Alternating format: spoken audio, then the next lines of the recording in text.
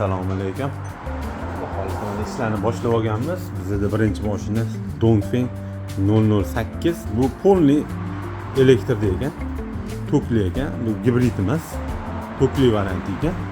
Mana bu salnilarni обязательно qarab olish kerak. Moy oqib qolmayaptimi, oqyaptimi?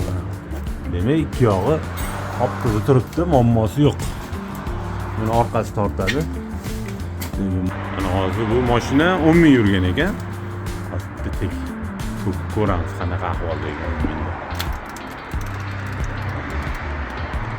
Buni boltda magniti yo'q, faqat mana qochibdi lekin moyi.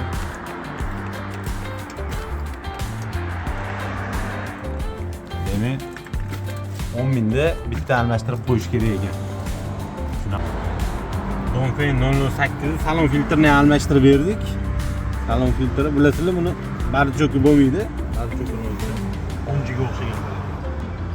Salon filtrini almashtirib berdik.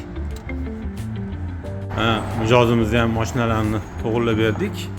10.200 yurgan ekanlar. 10.200 da bo'lib ketganini qaraylar, moyi. Ko'rsatib qo'y.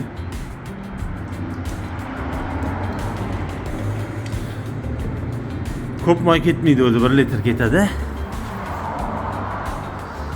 Dongfeng haydaydiganlarga bitta tashab qo'yasizlar.